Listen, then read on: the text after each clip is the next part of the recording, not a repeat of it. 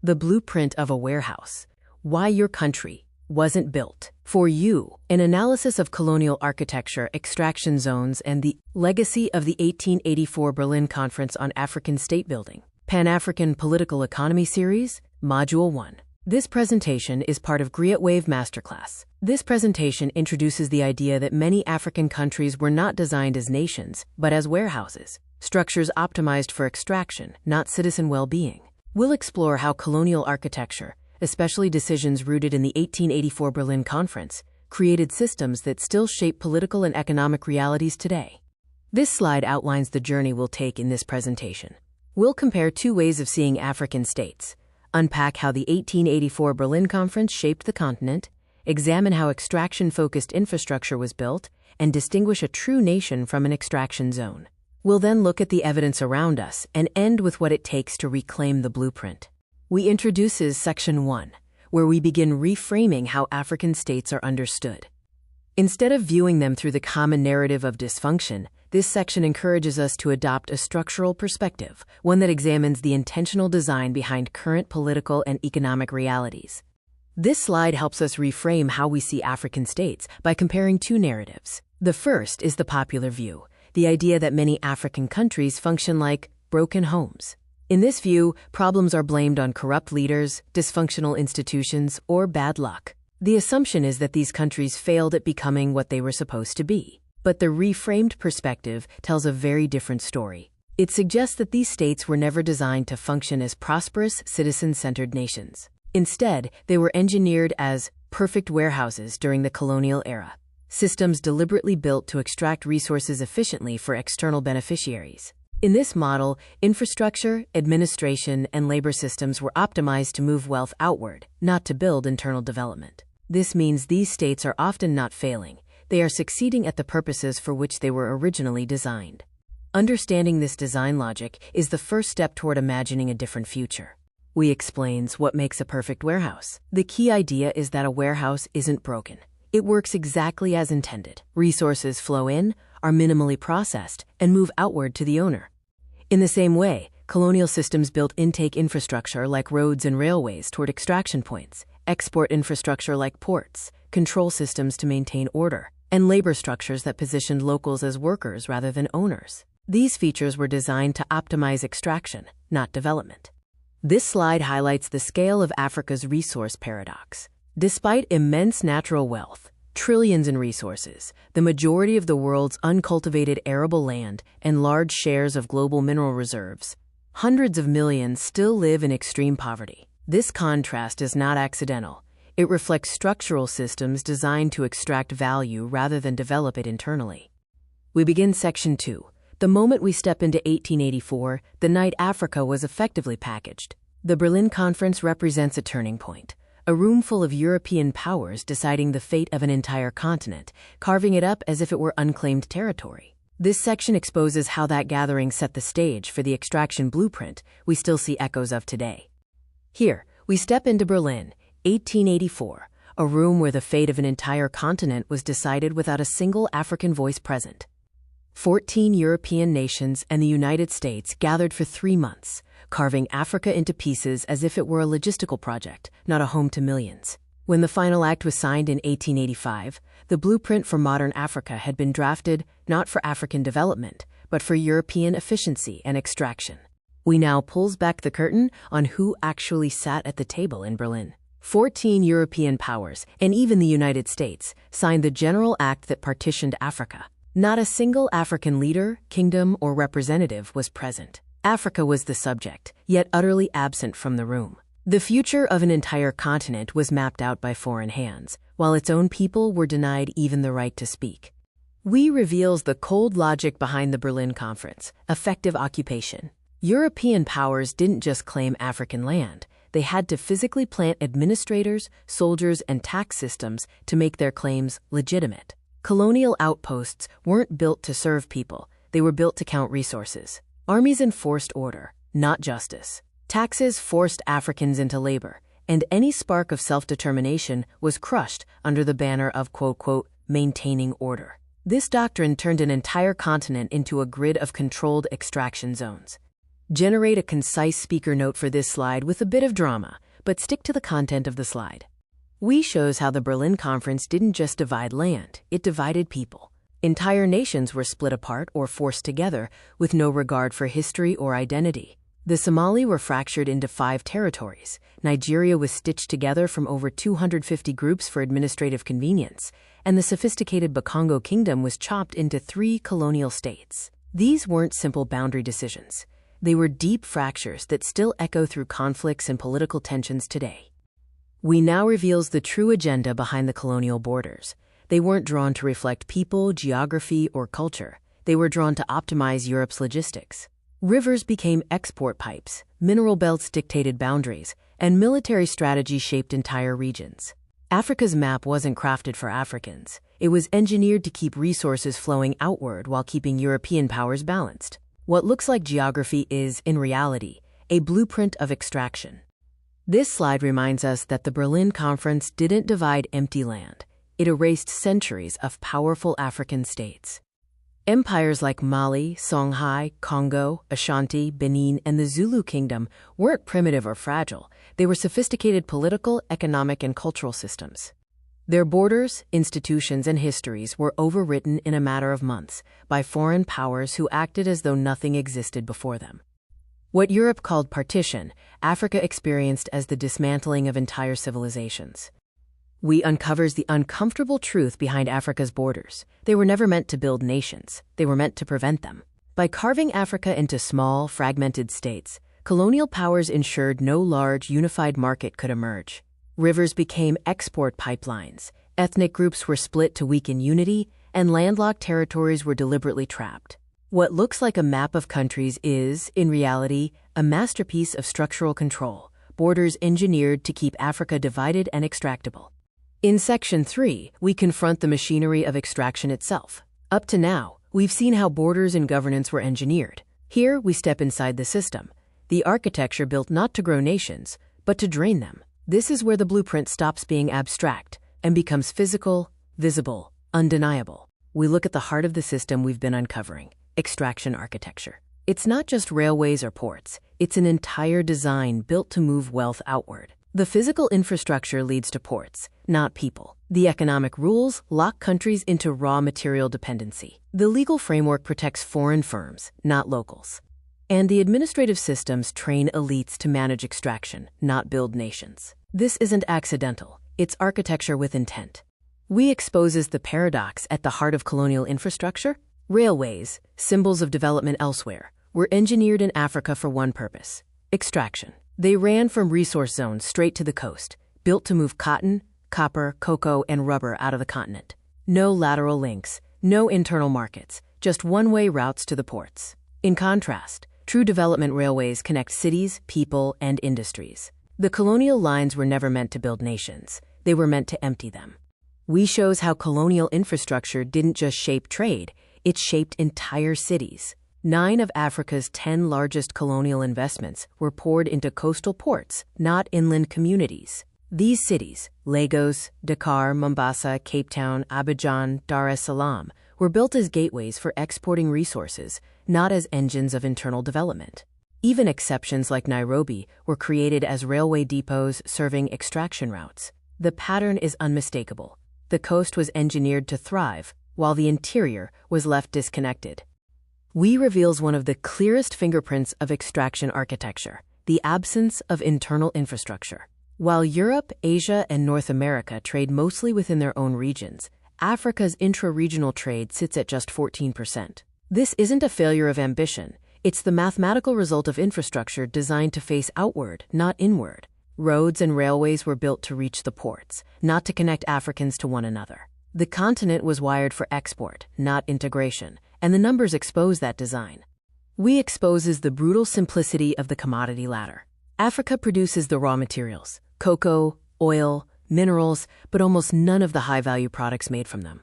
Cocoa that sells for $1 per kilo in Ghana becomes luxury chocolate worth more than $100 in Europe. At every step of processing, value climbs higher, but almost all of that value is captured outside the continent. This isn't a market accident. It's the intentional design of an extraction system that keeps Africa at the bottom rung, while others climb the ladder built from its resources.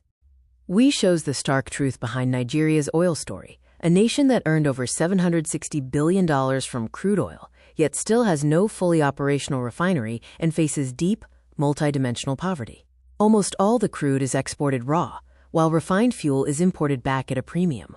International oil companies extract the profit, the Niger Delta bears the environmental scars, and the country suffers the Dutch disease, where oil wealth destroys agriculture and manufacturing.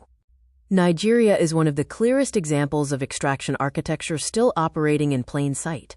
This slide takes us to the Congo, perhaps the most extreme example of extraction architecture ever built.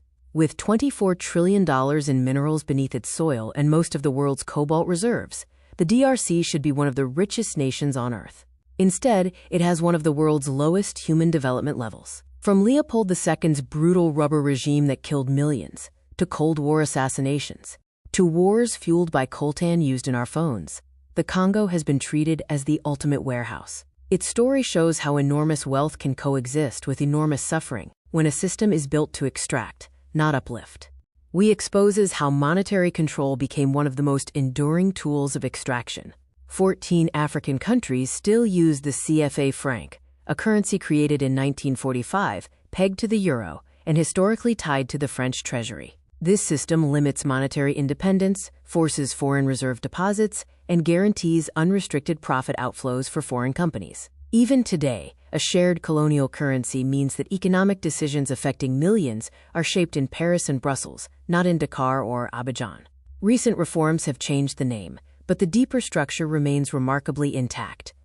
We reveals how extraction architecture survived long after independence, not through armies, but through financial institutions. The IMF and World Bank structural adjustment programs forced countries to privatize, cut public spending, and open their markets, dismantling young industries before they could grow. The Washington Consensus pushed nations deeper into raw commodity dependence, while soaring debt repayments drained more money out of Africa than aid ever brought in.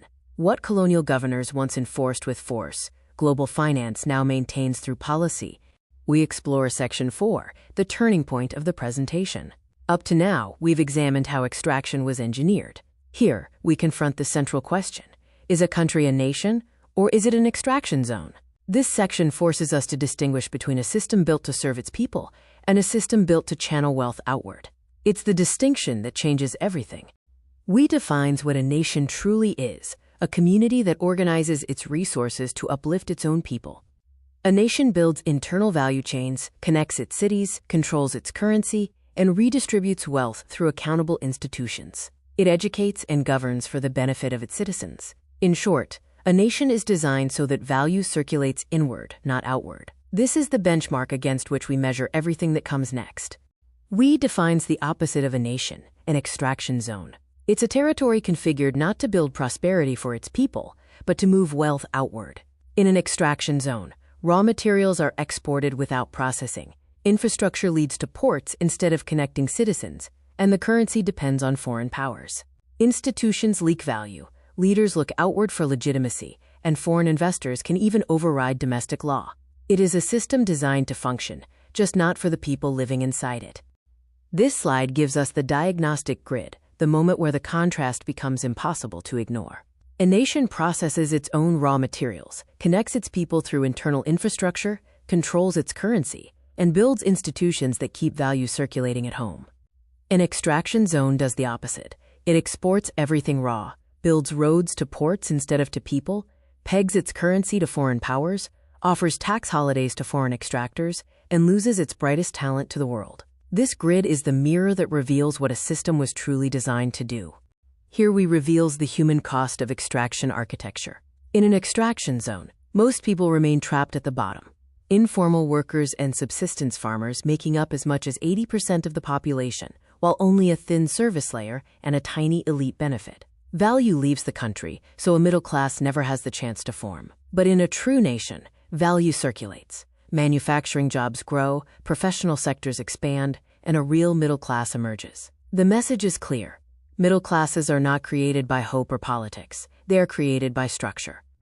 We now exposes one of the most invisible, but powerful layers of extraction architecture, language. Africa's official languages are overwhelmingly colonial: English, French, Portuguese, Arabic, Spanish, while most of the continent's 2,000-plus indigenous languages hold no official status. Children are educated in foreign tongues, creating a cognitive and cultural divide. Scientific and technical innovation becomes locked behind English, making African ideas harder to protect or scale. And colonial language lines still shape economic borders, making it easier for Ghana to trade with Europe than with its French-speaking neighbor. Language wasn't just a tool of administration, it became a tool of control. We reveals that independence wasn't a clean rupture. It was a negotiation that left the architecture of extraction firmly in place. Flags changed, leaders changed, but the railways still led to the ports, the mines still served foreign companies, and currencies still followed colonial logic. Through systems like France's Franc-Afrique, Cold War proxy politics, IMF debt programs, and even modern infrastructure deals, external powers continued to shape African states. What looks like sovereignty on paper was, in many cases, a carefully managed handover. Freedom with conditions. We now move on to Section 5, the moment where the theory becomes visible in the real world. Everything we've discussed so far, from borders to infrastructure to economics, now shows up as evidence around us. This section challenges us to look at our cities, our trade routes, our institutions, and even our daily experiences, and recognize that the architecture of extraction isn't hidden, it's in plain sight. This slide challenges us to look at our own cities and recognize the colonial logic still shaping them. Many African capitals sit on the coast not because it made sense for the people, but because it made sense for export. Abidjan, Lagos, Accra, Dakar, Maputo, Kinshasa, Luanda, all grew around ports designed for outward flow. Even Nairobi, an exception, was built as a railway depot for extraction. The placement of these capitals isn't random. It's a map of the warehouse system hiding in plain sight. We asks one of the simplest but most revealing questions: where do your highways actually go? Across the continent, major roads don't form internal webs connecting people. They form funnels to the ports. Coastal cities like Lagos, Accra, Abidjan, and Dakar are tightly linked, while the Sahel is left nearly disconnected. East Africa's northern corridor still follows the old colonial railway path from Mombasa inland, and southern Africa's rail lines still run from mines to ports. The pattern is unmistakable. Infrastructure wasn't built for nation building. It was built to move resources outward. We confront a painful truth: Africa's most valuable exports, oil, cobalt, cocoa, cotton, gold, diamonds, leave the continent raw, while almost all the real value is added elsewhere. Nigeria exports crude oil and buys back refined fuel. The DRC ships out cobalt ore that becomes billion-dollar EV batteries abroad. Ghana and Côte d'Ivoire earn cents from cocoa that becomes luxury chocolate worth hundreds per kilo. Africa produces the wealth, but others capture the reward. This is extraction in its purest, most visible form. We reveals one of the most painful symptoms of an extraction system: the steady flight of Africa's best talent. Every year, tens of thousands of skilled professionals leave, not because they lack love for home, but because the system offers them no room to grow. Doctors trained on the continent don't return, engineers earn 10 times more abroad, and scientists find more opportunity outside than inside. When a country exports its minerals and its mines, the message is clear: the system was never designed to retain value. And people, like resources, follow the path of opportunity. This slide takes us into the psychological dimension of extraction, the part you can't see on a map but can feel in a society. Colonial architecture didn't just shape borders and railways, it shaped minds. It created an inferiority complex by teaching people to value foreign languages, foreign systems, and foreign approval over their own. It redirected aspiration outward, convincing generations that opportunity lives elsewhere. It reframed corruption as a personal failing instead of a structural outcome. And it turned everyday ingenuity into a tool for survival rather than innovation. These mental patterns aren't coincidences. They are the final layer of extraction doing its quiet work. We now exposes the ledger of loss, the numbers that make it impossible to pretend extraction is a thing of the past. Every year, Africa loses more than it gains. Illicit financial flows drain nearly $90 billion. Multinational corporations repatriate another $65 billion, and over $160 billion leaves in debt payments alone. Even the continent's brightest minds represent a silent export. Meanwhile, aid, remittances, and investment together cannot close the gap. The math is undeniable. The net flow is outward. Africa is not poor. It is being systematically emptied. We now introduces Section 6, the moment where the narrative shifts from diagnosis to possibility. After uncovering how the warehouse was built and how it still shapes our world, we now turn toward transformation. This is where the question changes from what was done to us to what can we build instead. The path forward begins by reclaiming the blueprint, redesigning our systems so they serve our people, not external interests. We now honors the thinkers who diagnosed the architecture of extraction long before it became mainstream. Figures like Nkrumah, Rodney, Fanon, Samir Amin, Lumumba, and Sankara warned that political independence without economic sovereignty was an illusion. They exposed how underdevelopment was engineered, how the colonial mindset lingers, and how true liberation requires structural transformation, not symbolic change. Their words weren't predictions. They were blueprints for understanding the system we are still trying to rebuild today. We now shift from diagnosis to reconstruction, showing what it truly takes to transform an extraction zone into a nation. It's not about swapping leaders. It's about redesigning architecture. Countries must enforce value addition before export, reorient infrastructure to connect people rather than ports, reclaim monetary independence, close financial leakages, and strengthen the continental market through AFCFTA. And, just as importantly, education must change, teaching in African languages and building a curriculum that creates innovators, not merely administrators. This is where reclaiming the blueprint begins. We now spotlights the countries that are beginning to break away from the old extraction blueprint. Rwanda is reinventing itself through knowledge, technology, and local mineral processing. Ethiopia pushed against IMF orthodoxy and built bold industrial zones. Mauritius transformed from a sugar plantation economy into a diversified high-income state. Kenya bypassed colonial banking with M-Pesa. Ghana under Nkrumah attempted Africa's first industrialization project, while Botswana used its diamonds to build real national wealth. Each example is imperfect and faces its own tensions, but together they prove one thing: the blueprint can be rewritten. We now reveals the 3 layers required to transform an extraction zone into a true nation, and none of them can stand alone. First is the material architecture, rebuilding roads, energy grids, and value addition industries so wealth circulates internally. Then comes the financial architecture, reclaiming monetary sovereignty, shutting down illicit flows, and renegotiating extractive contracts so value stops leaking outward. And finally, the most overlooked layer, the epistemic architecture, transforming how we think, teach, research, and tell our own story. Because you cannot rebuild a nation with the mindset designed for a warehouse.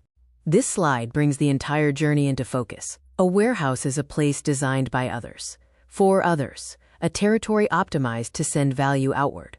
A home, by contrast, is built intentionally for the well-being of its own people. The transformation from one to the other begins with clarity. Once you see the warehouse for what it is, you cannot unsee it. And once you cannot unsee it, you stop being just a worker inside the system. You become an architect of something entirely new. Before we move forward, this slide gives us the core definitions we'll rely on for the rest of the course. Think of this as our shared dictionary, the terms that help us describe the architecture we've been examining. Extraction architecture. This term refers to the entire system, physical, economic, legal, and administrative, designed to move wealth out of a territory rather than circulate it locally. You can recall earlier examples like railways, ports, and legal frameworks. Effective occupation. We define this as the colonial rule that required European powers to physically administer and control territory to claim it. We can connect this back to the Berlin Conference section. Nation. We clarify that a nation is one that organizes resources for the benefit of its own people, creates internal value, and redistributes wealth through accountable institutions. Extraction zone. We contrast this with a nation, a territory built to channel wealth outward, with only a thin administrative layer designed to protect that flow. Based on this definition, how might we diagnose a state structure today? Illicit financial flows. We explained that this refers to money illegally transferred out of African economies through tax evasion, misinvoicing, and profit shifting, a major leakage point. Commodity ladder. We described this as the chain from raw material, right-pointing arrow processed goods, right-pointing arrow high-value products. extraction zones remain stuck at the bottom. Structural adjustment programs, SAPs. We make clear that these were IMF/World Bank policies that forced privatization, deregulation, and cuts to public spending, often dismantling emerging industries. Franc-Afrique. Define as the system through which France maintained political, military, and economic influence over its former colonies after independence. This is how extraction systems adapt, rather than disappear. Pause this video right now and choose one concept from the slide, and give a real-world example of where you've seen that concept in action, historically or in the present day. For more information, please check out this list of essential reading and references.